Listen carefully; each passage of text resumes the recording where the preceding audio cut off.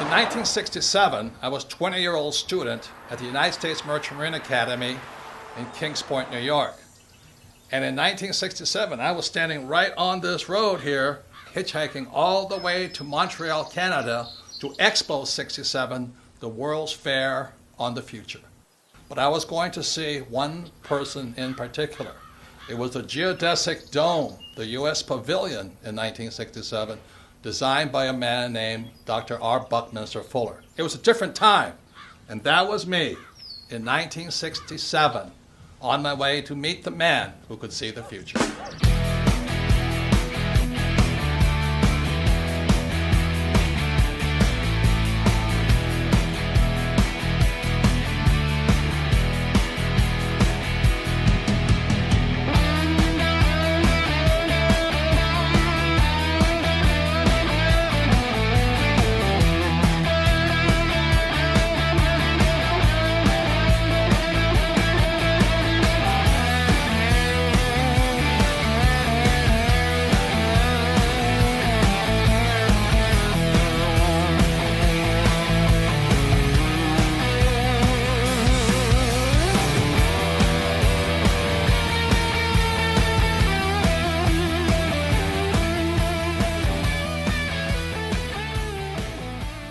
Fuller was a futurist, and he's one of the first persons that systematically defined how you and I can see the future. So that really intrigued me, because if I could see the future, I could see the future of stock markets, bond markets, real estate markets, and all that. And so I had a very small reason to want to be a futurist. It's all about greed to make money. So then in 1981, I had the opportunity to study with Dr. Fuller up in Kirkwood, California, which is near Lake Tahoe. And I spent a week with him up there. And I realized he wasn't looking at the future of the stock market. He was looking at the future of humanity. But the people running our economy, running the world, running our banks, running our politics, have us on a collision course with disaster. So I went, and once I could see the future, I knew I had to make changes.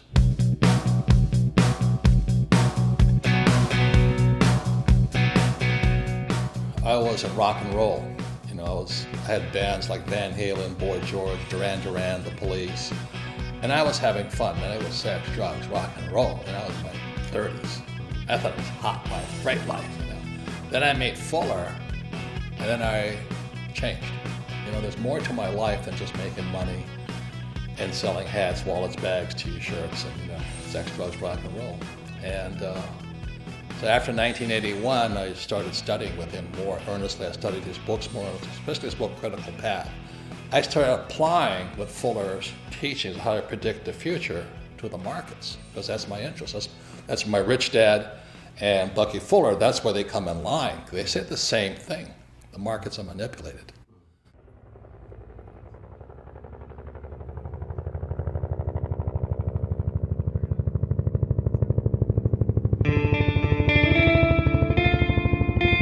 In 1969, I graduated from Kings Point and joined the U.S. Marine Corps and was selected for pilot training in Pensacola, Florida.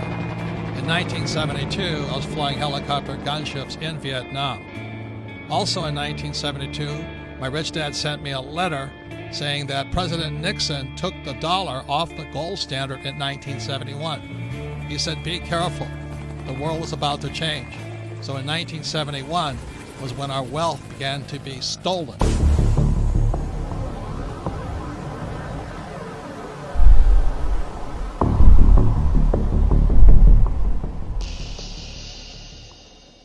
Since 1981, I had the privilege, the good fortune to study with Dr. Fuller 3 times. And then when he passed away on July 1st, 1983, I really felt a complete loss, yet a responsibility to pass on the knowledge and wisdom he had taught me in my class. So after 1983, I began to make predictions. And making predictions is very risky because you sound like an idiot. And in many ways, I sounded like Chicken Little saying, the sky is falling, the sky is falling, the sky is falling.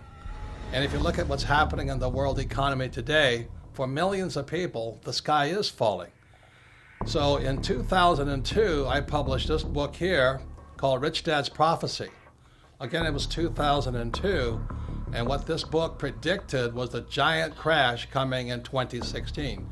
So 14 years ahead of schedule, I was making this prediction. But I also made one intermediate prediction behind that, was that there would be a secondary crash before the giant crash of 2016. So this is me on CNN with Wolf Blitzer, looking like a complete idiot, making a prediction on the coming crash. If people start pulling out of the markets in their 50s, in their early 60s, and not having that sort of exposure, we are never going to get to a point where our money lasts as long as we need it to. We need to be participants in this system into our 70s and into our 80s, and then we need a plan for withdrawing those assets, just like we needed a plan for putting those assets in. Yes, and you're putting those assets into those investment bankers that are in financial trouble today. And all I'm saying is, aren't these guys supposed to be the smartest guys on earth? And shouldn't we be careful who we take financial advice from, including the four of us on this panel? Yeah, absolutely. Absolutely. And that's what I'm saying. There's a lot of bad advice. But Robert, you're really that worried about Goldman Sachs and Lehman Brothers? Yes. I'm afraid the Federal Reserve will eventually or come close to bailing them out. That's what I'm concerned about. And that young lady who says the taxpayers are not in trouble, who's going to pay for that bailout again as the taxpayer? Lehman Brothers says it plans to file for Chapter 11 bankruptcy protection. The collapse of Lehman Brothers. Lehman Brothers collapsed. Hundreds of bailed out banks are still struggling to repay taxpayers. Way back in 1997, I published this book, Rich Dad, Poor Dad. And in Rich Dad, Poor Dad, I said three things that got me in a lot of trouble. One was that the rich don't work for money. Number two, your house is not an asset. And number three, savers would be losers.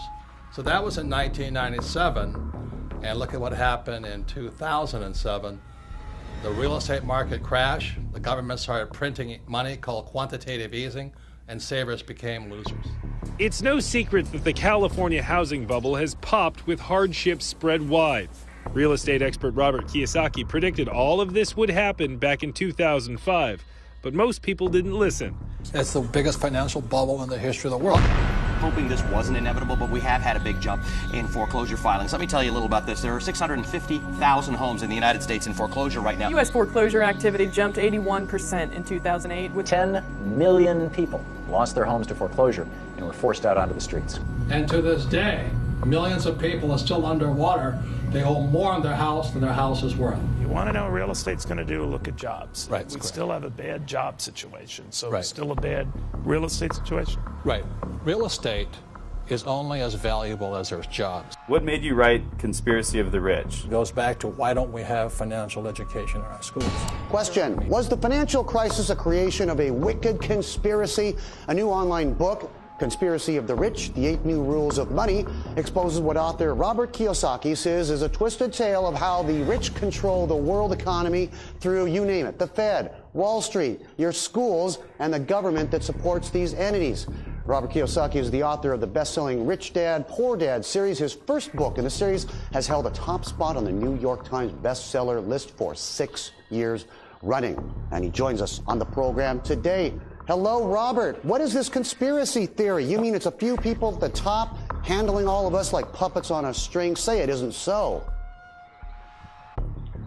Well, I wish it wasn't so, but I've been a student of this crisis since around 1983, and I could see it coming back in 1983. People that are following the old rules, such as work hard, save money, get out of debt, live below your means, and invest in a well-diversified portfolio of mutual funds, you're getting wiped out.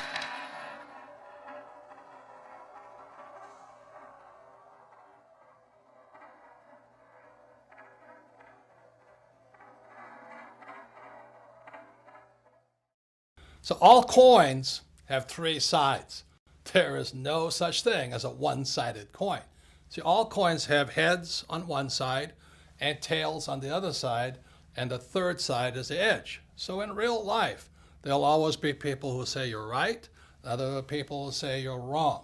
There's other people who are saying that we should be Republican or you can be a Democrat. See, the intelligent thing to do is stand on the edge. You see, intelligence is found on the edge. The moment you take a side, you say one side is right and the other side is wrong, you become an idiot. And in today's world, we have the battle between the capitalists and the socialists. I say both sides are right, but the most important thing to do is which side is best for you. So stand on the edge, be intelligent, and look at heads and tails. The test of a first-rate intelligence is the ability to hold two opposed ideas in the mind at the same time and still retain the ability to function. F. Scott Fitzgerald. On July 1st, 1983, I was driving down the highway in Honolulu, Hawaii, and it came over the radio, futurist and genius Buckminster Fuller passed away today. And this overwhelming sense of, I had to pull over to the side of the road, all these cars whizzing by, and just cry. I've mentioned the WinStar project, and one of the gentlemen who's involved in the WinStar project is named Buckminster Fuller. He's a very, very dear friend of mine. I consider the genius of our times. And this is a song that I wrote for Bucky that's part of the new album that I'm out in L.A. recording. I suppose that there are those who'll say he had it easy, had it made in fact before. Because he was what they call the grandfather of the future. John Denver talked to him. He was our hope, that he was going to bring about a better world. And so when he died, the question goes, well, who's going to replace him? And thank God I always remember what Fuller said. He says, in 1927, when he was a complete screw-up, he lost his businesses and all this stuff, he says, what can I do? I'm just a little guy. So as I'm sitting on the side of the road, just mourning the loss of what I thought was the man who was going to lead us out of this mess we're in, I realized he was not there anymore. Then I had to ask myself, what can I do? I'm just a little guy. What one man can and in '84, I sold my businesses, quit my job, met this beautiful woman named Kim. My friend Blair Singh and I, now Rich Dad Advisors, we all held hands and we took a leap of faith. Went in and said, I don't know what we can do, but we have to do something. And we were broke for years. But we just kept teaching and talking to people what Fuller says and teaching the same things my rich dad taught me of how you never need a paycheck again and how you can find financial freedom versus job security. That's how strong his love for you and me. A friend to all the universe, grandfather of the future, and everything that I would like to be. In 1983, after Fuller passed away, and I read his book, Grunch of Giants, Grunch standing for Gross Universal Cash Heist, I understood what both men were saying. Our wealth is being stolen via our money system. What man can do is change the world and make it new again. Don't you see what one man can do? So the thing I'm upset about is our school system doesn't teach us anything about money and how the ultra-rich are manipulating the system via printing money. They're ripping us off for our money system. So that's why, as I said, there's three sides to a coin. You got to decide which side you're on. You want to be on the poor and middle class side? Knock yourself out. Have a good time. Work hard, pay taxes, and lose money. I want it to be on this side of the coin. The riskier side is the poor and middle class, because the state of the economy today, they're going to keep printing.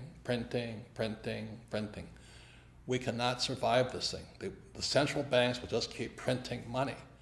And that's good for me because I'm going to make more money, but every time you print money, the poor and middle class get poorer. So that's why I wrote Second Chance. You have to decide where you want to be, I made my decision years ago. I don't want to be on the poor and middle class side. I want to be on the rich side. But I also found the social responsibility to let everybody know the whole picture.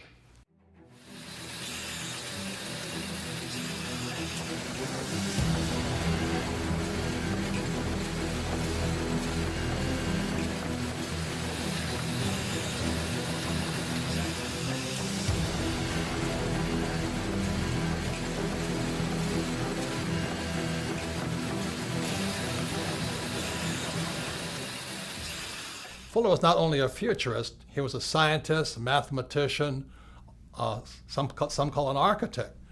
He was asked to leave Harvard not once, but twice, so he never really finished school. He was a genius, but he was hard to define simply because he was a genius at so many different subjects. In 1983, after reading his book, Grunch of Giants, posthumously, after he had passed away, I was surprised because Grunch of Giants was not about math, science, it was about the economy. It was about the future of the economy. And that's when I realized Bucky Fuller and my rich dad, who was my best friend's father, had been saying the same things for years. After reading Grunch of Giants, which stands for Gross Universal Cash Heist, how we're being ripped off by the very thing we work for, money, I began doing my own research on what both men had been saying. See, up to then, I was a proverbial C- student. I only studied just to take a test. I only studied what I was told to study. I take the test and forget about it. But after reading Grunch of Giants and hearing what Bucky said about the future and the economy and what my rich dad had been telling me for years, I became a student for the very first time. I went all the way back, not just taking their word for it, but finding out my own answers. I wrote Second Chance because there's a lot of confusion about this global economic crisis. You know, one side of the coin, especially the politicians, say, hey, don't worry, everything's fine, the economy's coming back. On the other side of the coin, there's people who say, we're on the eve of destruction. You know, buy guns, store food, buy gold, and go into hiding. And on one side of the coin, the socialists say, we need more entitlement programs. We need to take care of people. And capitalists say, if we keep giving people money, we're all going to go broke. And today, finally, everybody knows America is deeply in debt. We all know the U.S. is in debt, and this is the chart of the national debt of the United States, somewhere over 17 trillion. And for some people, that's scary, but what's coming up next, to me, is terrifying. Our leaders have shut down the U.S. government and continually threaten to shut down the U.S. government because America is broke. We're out of money. And all this does is scare people and confuse people. People do not know what to do. And so that's why I wrote Second Chance. I wrote Second Chance as simply as possible. You know that principle, KISS? Keep it super simple. So Second Chance is written very, very simply. There's another saying that goes, you know, a picture is worth 1,000 words. So instead of using a lot of economic terms and financial terms that confuse people, I did my best to use the simplest charts possible, charts and graphs, so you can look at it. Just look at the pictures and you come to your own conclusion. Which way is this economy going? Are we going up or are we going to go down? I left it up to you to decide whether things are good or bad. The great thing about Second Chance and all the pictures in it, a 10-year-old child can look at the pictures. If they do nothing else, just look at the pictures and they go, oh my God, is that what's going on? And then you as a family, hopefully one of you has read the book, can discuss further what the charts and graphs mean. The following are examples of some of the charts you'll find in Second Chance. Remember, a picture is worth 1,000 words. So this first graph is a picture of the purchasing power of the US dollar. You know, people say there's inflation. There really isn't inflation. What's really happening is the purchasing power of the dollar is going down. This makes life harder and harder on those who work for money. So in other words, the US dollar is worth less and less and less. The more the government prints money, the more worthless the US dollar becomes. The government says they won the war on poverty. Well, this chart says differently. Because the U.S. is printing money, what you find out is harder and harder for the poor and lower middle class to earn what's called a living wage. In other words, they can't afford to live. They can't afford a house, they can't afford food, they can't afford transportation. And what this chart shows here is the increased use of food stamps. So while our government says poverty is going down, the reality is that use of food stamps is going up. This means the average American cannot afford to live. And add to this, high-income jobs are being outsourced to countries like China and Pakistan and India. So this is another reason For this next chart here, you'll see that the middle class in America is not growing. What this chart shows you is the middle class is shrinking. So to keep up with these global changes, millions, young as well as old, are going back to school for retraining, hoping to find that high-paying job. Unfortunately, these two charts tell a different story. The first chart here is you see the rising cost of a college education. And as you know, millions of people leave school, both young and old, saddled for a lifetime with student loan debt, the worst possible debt of all. Student loan debt is worse than a mortgage, credit card debt, or a car loan. Simply said, student loan debt is debt for life. That is inhumane. How dare we saddle our students with debt for the rest of their lives? It's criminal. So education is more important than ever before, but look at what happens to college graduates. Instead of their wages going up, this chart shows you that their wages are actually coming down. And even worse than all that, you graduate and you learn nothing about money. I mean, the question is, why would you go to school to make less money, come out of school deeply in debt, and learn nothing about money? Doesn't make sense to me. And this chart really concerns me. This is the chart on Social Security. If you look at this chart, you notice just around 2012, the Social Security Trust Fund goes bankrupt. It starts operating in the red. Simultaneously, in 2012, 10,000 baby boomers turn 65 every single day, just as the fund goes broke. How are we going to pay for this?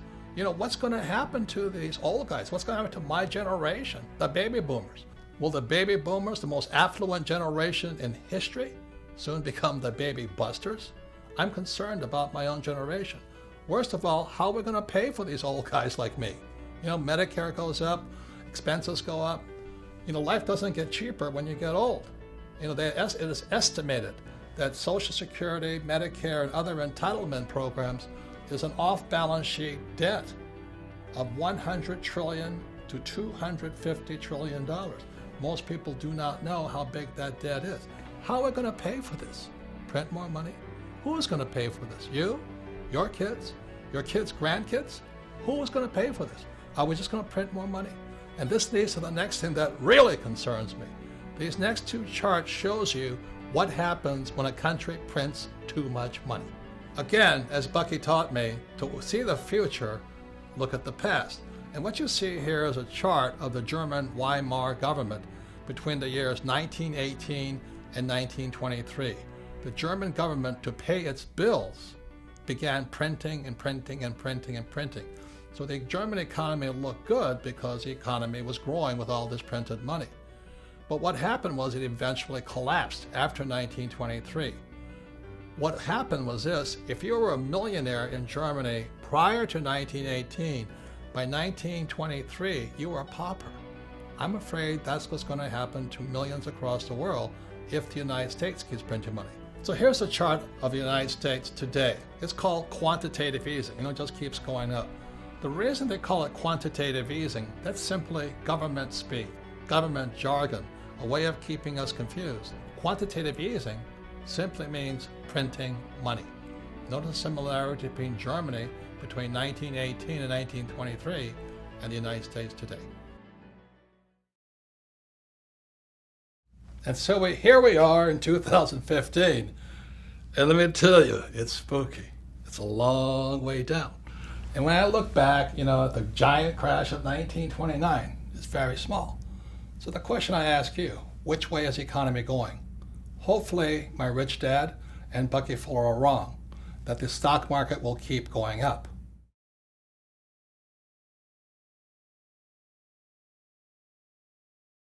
Looking for a savior, the German people elected Adolf Hitler Chancellor of all Germany in 1933. After taking control of Germany, Hitler is quoted as saying, "What luck for the rulers when men do not think." Same thing is going on in America today. That's why there's no financial education or school, and that's why our government can get away with what it's doing. I see similarities between then and now. Do you? And that's why I wrote Second Chance, because it's time we start to think.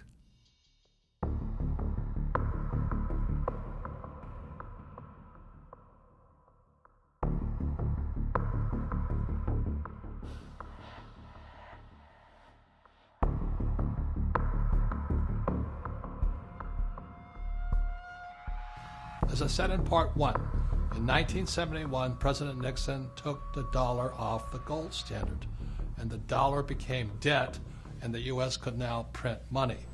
I have directed Secretary Connally to suspend temporarily the convertibility of the dollar into gold or other reserve assets. The problem is our education system never changed after 1971. You see what low grade you made on your weekly mathematics test? More than half of you failed. Most of those who passed just got by. Nobody had 100%. And now we have this gap between the rich and everybody else. And this is dangerous. The gap between the rich, poor, and middle class is too wide. And for the first time, the American dream is disappearing. Instead of the American dream where everybody become rich, many people in America and throughout the world are angry at the rich. You know, today some politicians are saying, look at the gap between CEO pay and employee pay. Well, that is the American dream, to get rich. Do you get angry at the Kardashians for making million? Do you get angry at sports stars for making million? Do you get angry at rock stars for becoming rich? Look, if you're going to get angry at somebody, get angry at our school system. Look, this is not an economic crisis. This is a crisis in education, which is why I always ask, why is there no financial education in schools? That's where the gap is caused. You can't give people money and expect the gap to get closer. That's crazy. So this next section, you will find out from me, if I ran the schools, this is what financial education would look like. So now we're in part 3 of Second Chance, and part 3 is about what is financial education. Because you see, education also comes in 3 sides. On one side, you have traditional education, and on the other side, you have financial education.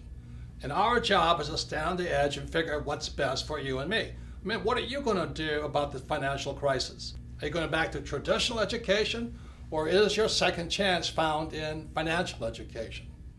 So traditional education is like my poor dad's education, which is go to school, you get a job and become an employee, you save money, you work hard, you get out of debt, you buy a house, and you invest for the long term in the stock market.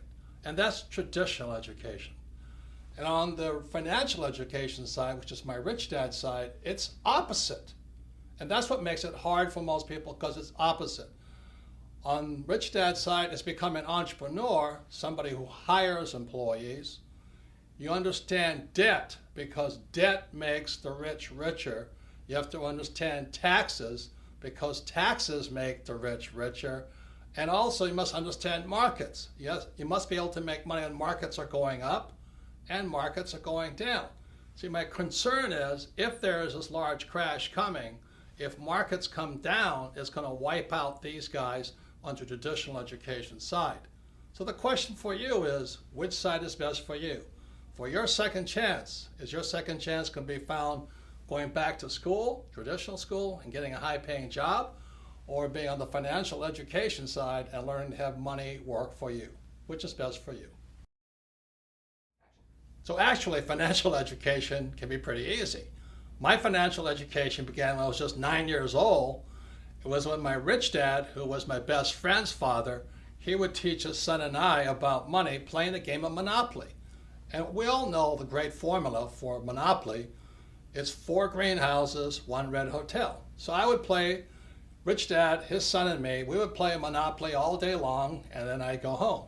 The difference was my rich dad was kind of talking to us, teaching us to think like rich people. He was like a teacher, a coach, and a mentor as we played Monopoly. And then I'd go home to my poor dad, and he'd say, "What you been doing all day?" You know, I'd say, "Well, I've been playing Monopoly." "Ah! What a waste of time. Go and do your homework. Because if you don't do your homework, you won't get good grades, and you won't get a good job." So that's where my financial education began. See, my poor dad's a great man. He graduated from the University of Hawaii in less than 2 years. He went on to Stanford, University of Chicago, and Northwestern, ultimately getting a PhD and becoming the head of education for the state of Hawaii. So he was academically smart, but he had no financial education. On my rich dad's side, my rich dad never finished school, but he understood how to play the game of Monopoly. So he taught his son and me, starting at age 9, and we played that game probably 1,000 times over the years. We played it until I was in my 30s with Rich Dad. And today, what I do, and my wife does, is we play Monopoly in real life. So this is my question to you. For your second chance, is it time for you to start playing Monopoly in real life?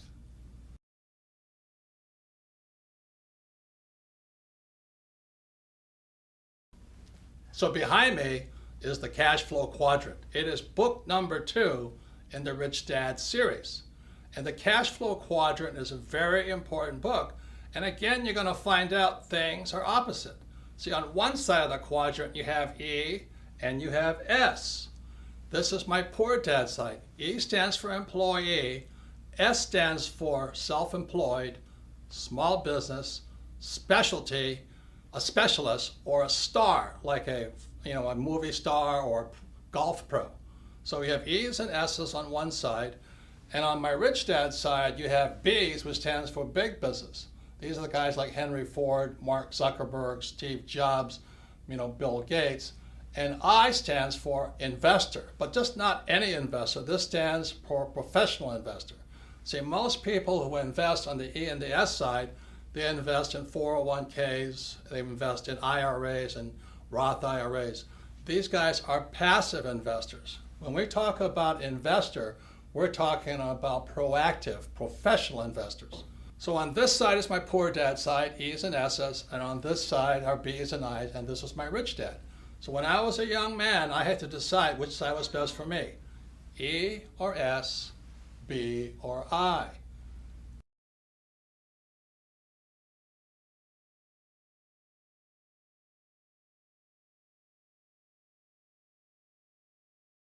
So this is a very important subject now. It's called taxes. Now, most people hate paying taxes. So let me ask you this question. You have E's, S's, B's, and I's. Who pays the most taxes? Okay, so on the E's, and this is true throughout the world, it's about 40%. So if you're an employee, a major part of your paycheck goes to pay taxes, and that's how your wealth is being stolen. If you're an S, which is self-employed, movie star, or a specialist like an accountant, attorney, or a doctor, you pay 60% and higher. So the E's and S's pay the highest taxes possible, and these are the people who went to school and they're told to work hard for money. On the B and I side, which is the rich, the B's pay 20% in taxes. They pay much less, and the I's, the professional investor, pays as little as 0% in taxes. So some of you are saying this is not fair. And I can understand that because most people are on this side looking at this side. But let me just say this to you. Tax laws are fair. You see, tax laws don't care if you're rich or poor. You can be rich or poor and still pay 0 taxes. You can be rich or poor and pay 20% in taxes. See, what is not fair is the lack of financial education in our schools. So these people on this side have no idea how these guys are making much more money and paying a lot less in taxes. So let me just say this. For those of you who have read Rich Dad, Poor Dad, or if you haven't, look at Rich Dad, Poor Dad one more time. Lesson number 1 from my rich dad was this: the rich do not work for money. See, these guys here on the E and the S side, they work very hard for money, and they pay the highest taxes. What Rich Dad said on the B side, you should have people work for you, so you pay less taxes. And the I side, your money works hard for you. Other people's money works hard for you, so that's why you pay less in taxes. And that's what financial education should include. You must know the difference between why some people pay a lot of taxes and why others pay very little. So my question for you is this: which side of the quadrant is best for you for your second chance? Second Chance is an in-depth learning package, primarily for people who want to know more about the B side and the I side. And if you see this bug back here, this is called the Rich Dad Radio bug, because you are who you hang out with. You know, if you're an idiot, you hang out with idiots. And if you're a crook, you hang out with crooks. And if you're a rich person, you hang out with rich people. So the Rich Dad Radio bug here means you can learn more if you want to learn more from people who are really doing the real thing. You see, the reason most people struggle financially is they take financial advice from salespeople. They're called, you know, stockbrokers, real estate brokers, and insurance brokers or financial planners. As my rich dad said, the reason they're called brokers is because they're broker than you. They need your money.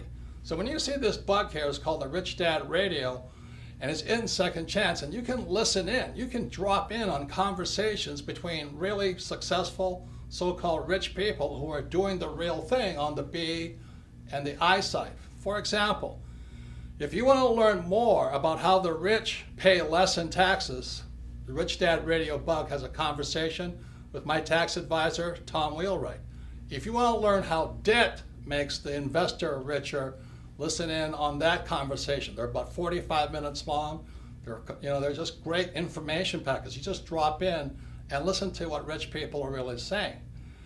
And for those of you who have young people, we have my friends Donald Trump Jr. and Eric Trump, sons of Donald Trump the Great, and they talk about how their dad did not spoil them, but trained them to be entrepreneurs, not employees. So this Rich Dad Radio bug is part of your in-depth learning package included in the book Second Chance. Remember, you are who you hang out with. Birds of a feather do flock together. So in 1994, Kim was financially free. She was only 37 years old, and I was 47 years old. So people kept asking us, how did you guys do it?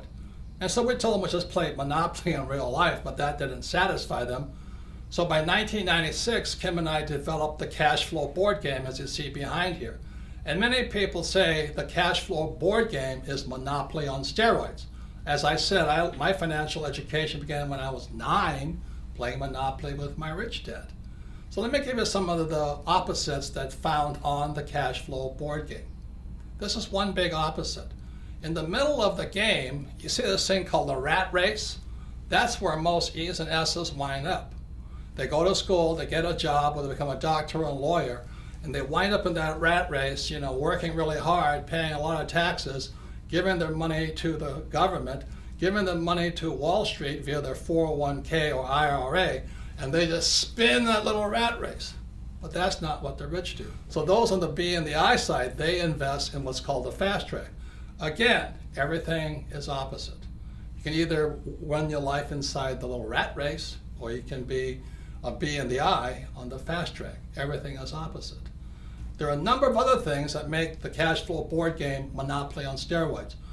One big reason is cash flow is the only game that encourages you to use debt to become rich. Now I know some of you go, oh, I'm so afraid of debt. And you should be, because you have to learn how to use it. Debt is dangerous if not well used. So cash flow actually encourages you to use debt, but this is the best thing. You use debt with play money. If you make a mistake, it's only play money. Try doing that in real life. You make a bad mistake with debt, and you're wiped out.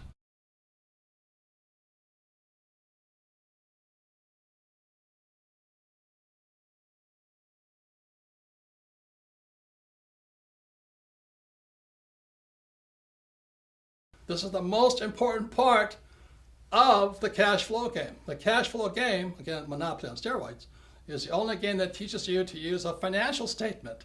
Now, 99.9% of all kids leaving high school have no idea what a financial statement is. Can you imagine that? You see, on my poor dad's side, the E and the S side, my poor dad says, oh, you have to have good grades. So when you're in school, your report card is A, B, C, D's, and F.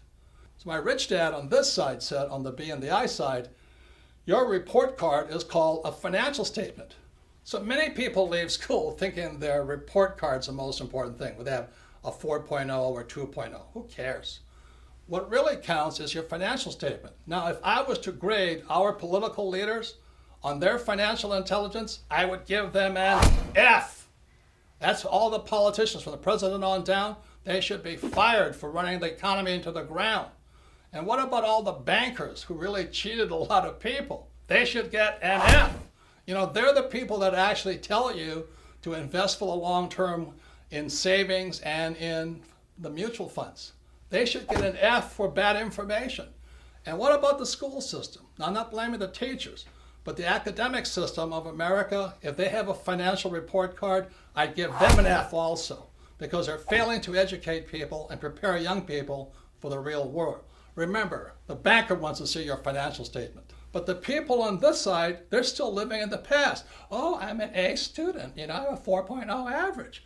Well, your banker doesn't care. Your banker wants to see your financial statement, because your financial statement is your report card when you leave school. But if 99% of high school kids have no idea what a financial statement is, no wonder we're in economic trouble. A couple more things. When you look at the financial statement, you'll see over here it says income. E's and S's always want, oh, I want a high-paying job. I want a high-paying job. They want income. What makes the rich richer is they focus on the asset column. It's the asset column that makes the rich richer.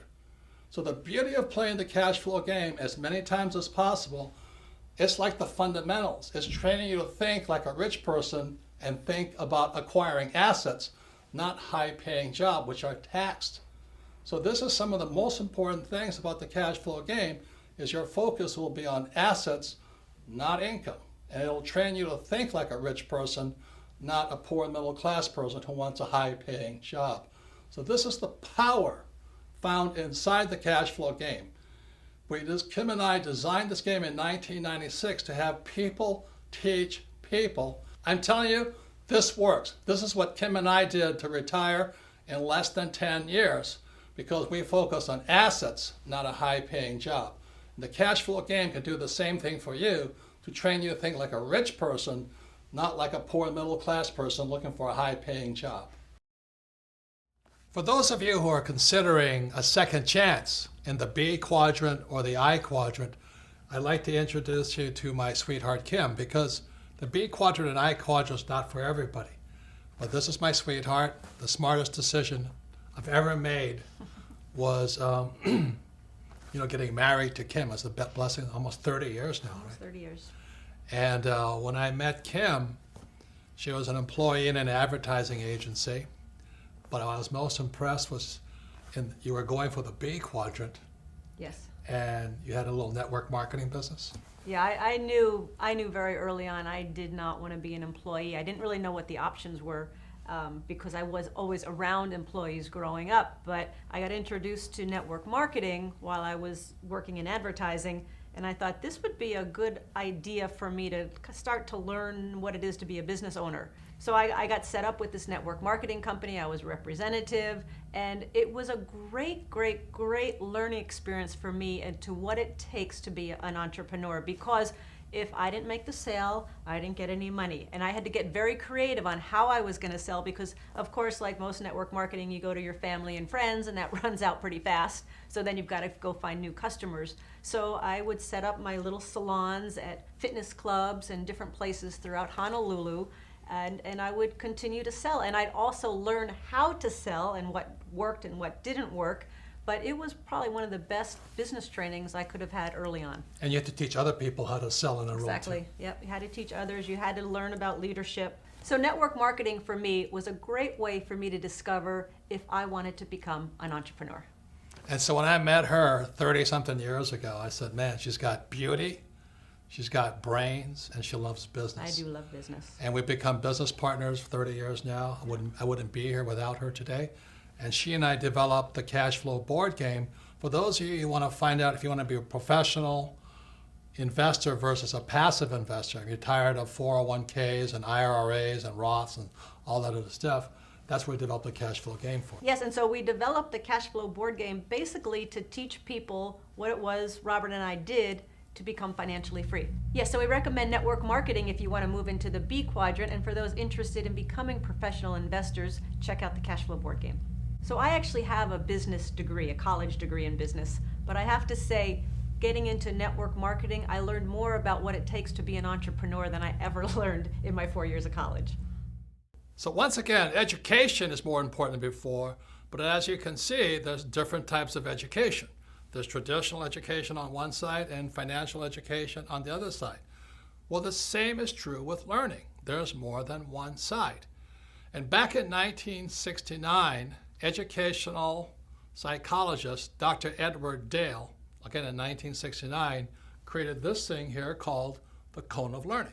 And on the cone of learning, you'll find out there's more than one way to learn. When we look at the bottom of the cone here, what you'll find, there's two ways of learning. There's reading and then listening to words or listening to lecture. This is my poor dad's way of learning. To me, as a kid, it was boring, boring, boring. At the other end of the cone of learning, you'll find the best way to learn is to do the real thing, but just below that is a thing called simulation. Simulation is another word for games or practice or simulating doing the real thing. So at the top of the cone was the way my rich dad taught me. At the bottom of the cone is where traditional education or my poor dad tried to teach me. So what Edgar Dale, again, Dr. Dale in 1969, educational psychologist, found out that reading, you retain the least, less than 10%. And then when you listen to lecture, it's about 20%. So that's why in school, so much of the time is I would attend class and listen to a lecture and forget everything. So once again, it's more than two ways to learn. At the bottom, these are the A students. And a lot of times at the top, these are the C students or D students. How many of you have met people who are really smart in school, but they can't do the real thing? And that's one of the problems I had with traditional education. They give you all the answers, but these people aren't that bright. They don't know what to do. They can't do much. They're afraid of making mistakes. So that's the bottom of the learning curve that Dr. Edgar Dale found out, and the top. Now you move up to the next level. The next level is looking at pictures. And one of the reasons I did Second Chance in so many pictures is to improve your retention, to improve your learning, and that's up to about 30%. Now moving above that is you watch a movie. And this movie called The Man Who Could Predict the Future is, again, we did it just to increase your retention, so you remember more and forget less. So moving up the cone of learning, you have this thing called participating in a discussion. And that's really high up there. And the reason we have Rich Dad Radio, the bug, so you can go inside Second Chance, is you can participate by dropping in and listening to discussions from real people who are doing what they talk about, who know what they're talking about. And up at 90% is a thing called simulation. And that's where games come from. The reason I learned so much from my rich dad was because my rich dad used a game of Monopoly. 4 greenhouses, 1 red hotel. I retained a lot. I learned a lot. And then rich dad would coach me and talk to me and educate me about how to do the real thing. So that I hear many people say, oh, it's so risky. What you do is so risky. Oftentimes, those are the people who are like my poor dad. They did well in school, a lot of times A students, many times accountants and attorneys and doctors, but they've only learned how to learn from reading and from lecture. And when it comes up to this level here, which is practice in the simulation, playing the game, and then doing the real thing, then they say it's risky. And it is risky if you've been taught not to simulate, not to practice. You see, the way we as humans are designed to learn is by making mistakes. For example, a baby learns to walk by standing up, falling down, standing up, falling down. Then after they learn how to walk, then they learn to run. Then they get on a bicycle, and again, they fall off, stand up, fall off, and then they learn how to ride.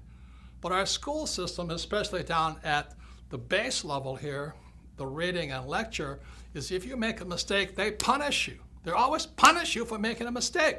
That's why so many of these really smart people can't do anything, because this is what Edgar Dale is talking about. It's simulation and then doing the real thing.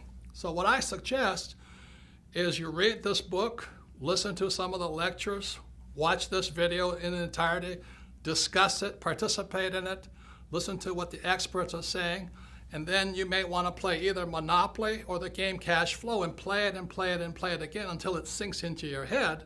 and then you do the real thing. That's what I suggest.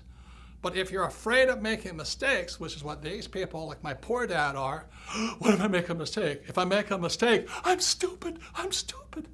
Well, that's what's wrong with the school system. That's what's wrong with traditional education. They punish you for making mistakes. Now you look at it this way, I love flight school. I love learning to be a pilot and getting ready to go to Vietnam.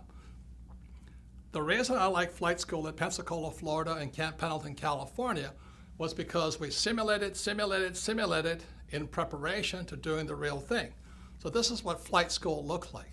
We'd go to school in the morning, we'd listen to real instructors lecture us, then we'd fly in the afternoon. So study in the morning, fly in the afternoon, and then we did the real thing in Vietnam. Now, one of the things we practiced was crashing.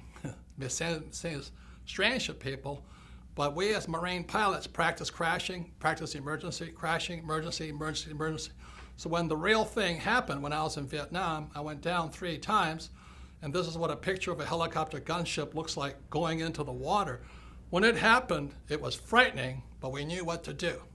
We were not killed because the Marine Corps and Navy flight school teaches us to practice, practice, practice, crashing, crashing, crashing. And that's what you'll learn in Monopoly or the cash flow game by listening to our coaches or listening to the radio show or listening to real instructors who are doing the real thing. Then you're ready to do the real thing. So is investing risky? Is starting your own business risky? Yes. But what is worse is by just knowing the answers and reading books and not knowing how to do the real thing. So the purpose of Rich Dad was we want you to simulate, practice, and learn. You know, today I'm reading constantly, and I'm going to classes constantly, and I'm also practicing, making my mistakes, learning from my mistakes, and doing the real thing. That's the way humans are designed to learn. The trouble is our government and our economy and many of our businesses are run by people who only know how to read and only learn by lecture. And that's why we're in severe financial trouble today. So once again, education has more than one side. It is important you read, but as well as you practice and do the real thing, because that's where real learning takes place. As a set of pictures worth 1,000 words, I did my best to keep it super simple so you can decide what's best for you. You see, we're all different. You know, what I do with my money is different than what you should do. For example, because I have financial education, I don't save money. I love debt. I use debt. I understand the tax law, and I don't invest for the long term in a 401k in the stock market. I won't do that, but it might be the best move for you. So again, when you read Second Chance, you can sit there and look at it and go, well, what's next for me? Since most people have no financial education in our schools, most people have to wait to be told what to do. Second Chance gives you the opportunity to decide what's best for you. What one man can do. So in 1983, after Dr. Fuller passed away, I had to ask myself, what can I do? I'm just a little guy. But then I realized what I could do is teach the world what my rich dad taught me. So my question to you is, what can you do? Don't you see what one man can do? As shaded as his eyes might be, that's how bright his mind is. That's how strong his love for you and me. A friend to all. As we all know, 2016 will soon be upon us. We have about 1.5 years to find out if Rich Dad's prophecy and Bucky Fuller's predictions will come true. Let's hope they were wrong. Yet as you all know, if you saw in part 1, on CNN with Wolf Blitzer and Bloomberg and other TV stations, I did get it right. As predicted in Rich Dad's prophecy, there would be a preliminary crash prior to the giant crash of 2016.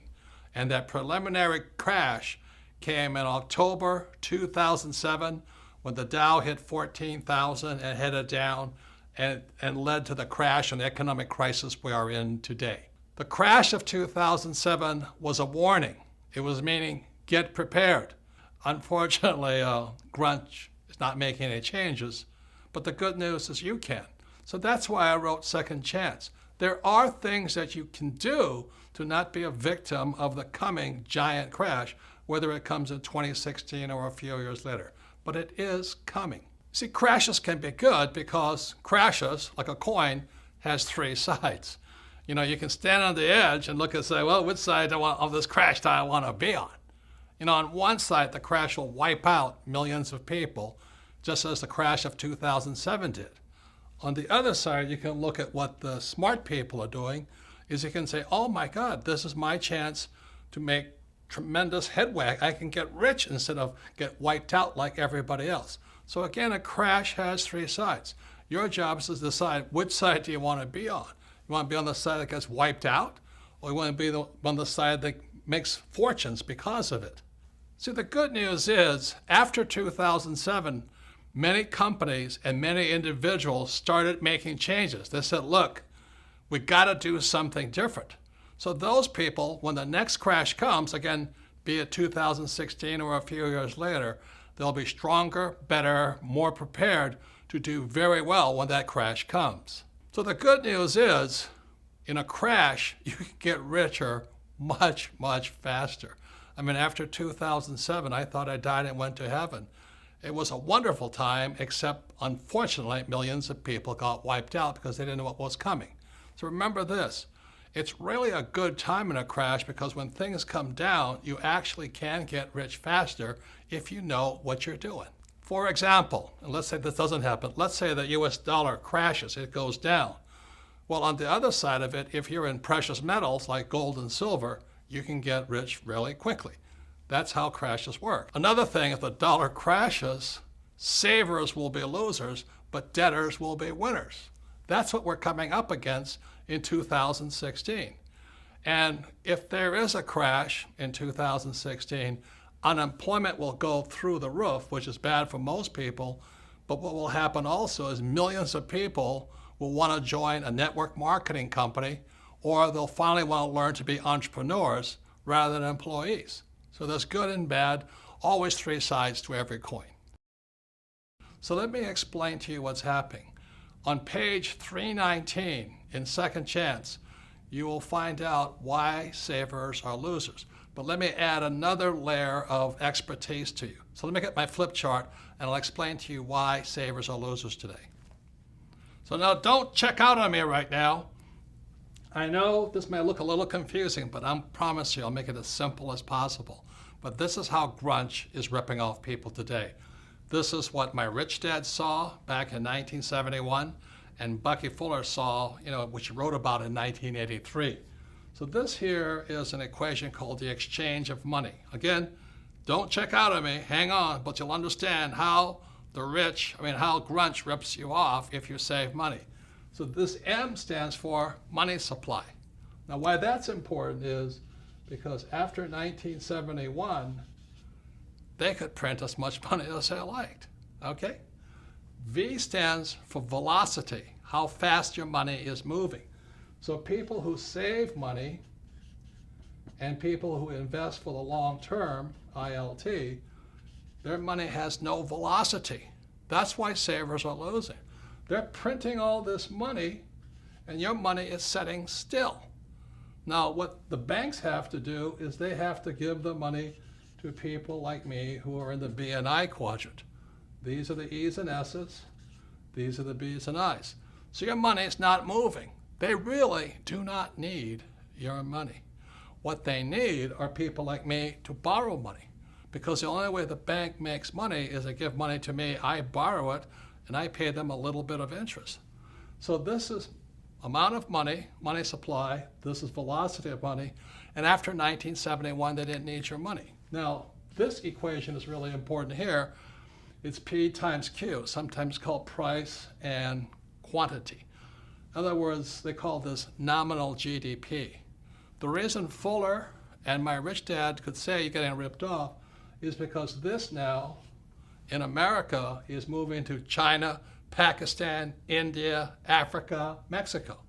In other words, our production is being moved overseas. You remember when I was a kid, Ford Motor Company had human beings, making cars. Today, they're robots making cars. They don't need you. And where are those robots made? Those robots are not made in America. They're made in China, Pakistan, India, Mexico, which is good for those countries. God bless them. But unfortunately, every time you want more money, P stands for price.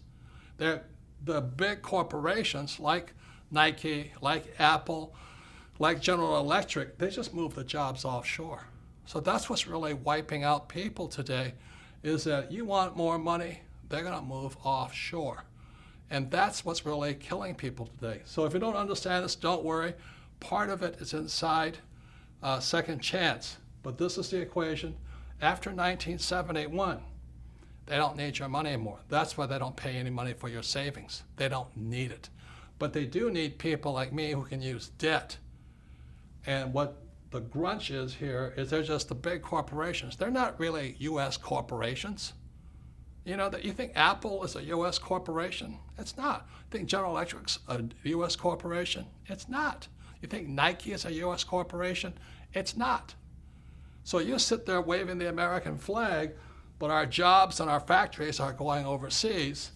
And so what they tell you to do is to save your money, invest for the long term, and you're getting screwed because your money is not moving. So let me give you one more example of what's happening with your money like this. Let's say I had a restaurant, and in a night, I serve one setting of tables. One set of customers come in. I make X amount of money. But what velocity means, you want to serve 2 sets of people, 3 sets of people. And that's what velocity means. If your money is parked in a savings account or in a long-term, investing for the long term, you're getting screwed. You're getting screwed because your money is not moving. There's no velocity.